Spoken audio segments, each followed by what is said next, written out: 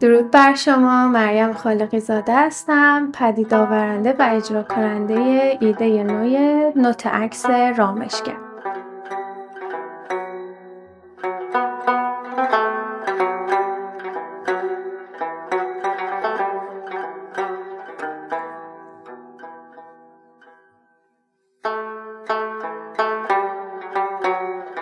هدف از ساخت این مجموعه شنیدن صدای عکس هست و این صدا از طریق لمس کردن برجستگی ها یا ضربه زدن به اونها تولید میشه.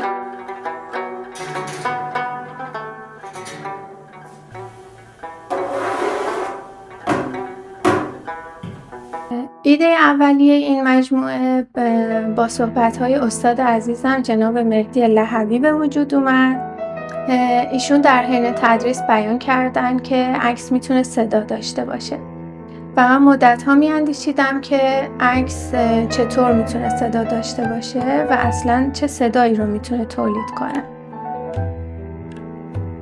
سرانجام در یک صبحگاه بهاری در سال 1399 پیشنمایشی از این مجموعه رو در عالم رویا دیدم و از همون روز آزمون و خطاهای این ایده شروع شد.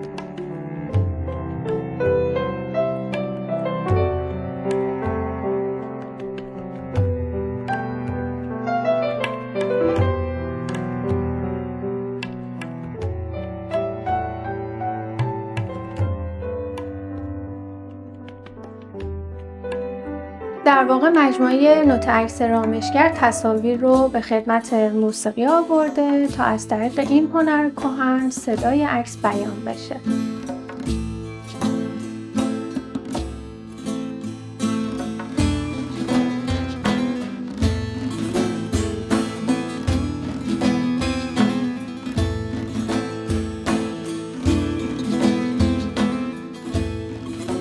در اینجا از 11 ساز موسیقی عکس برداری و قسمت‌هایی از تصویر برجسته کاری شده که با لمس کردن برجستگی ها یا ضربه زدن به اونها صدای عکس شنیده میشه.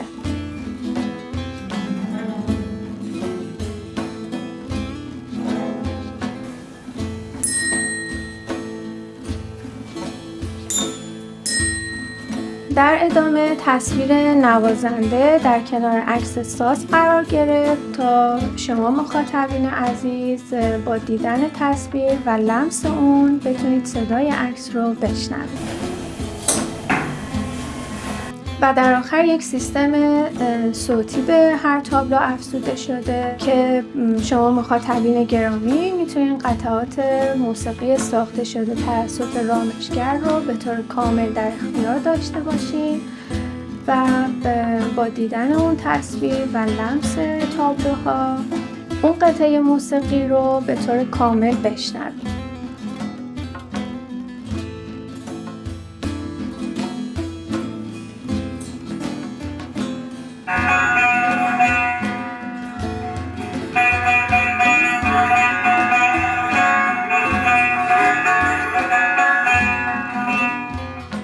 در ضمن هر تابلو دارای شناسنامه هنری هست که باعث منحصر به فرد شدن اون و دارنده تابلو خواهد شد.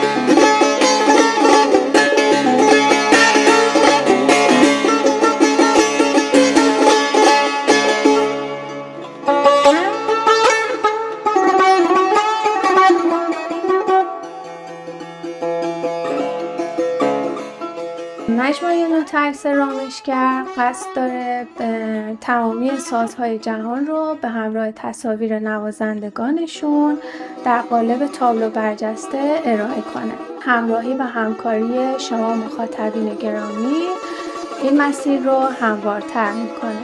به این صورت که اگر سازی رو میشناسید به همراه نوازندگان اون از طریق اپ‌های تلگرام یا اینستاگرام به من معرفی کنید تا این مجموعه به کمال مطلوب برسه.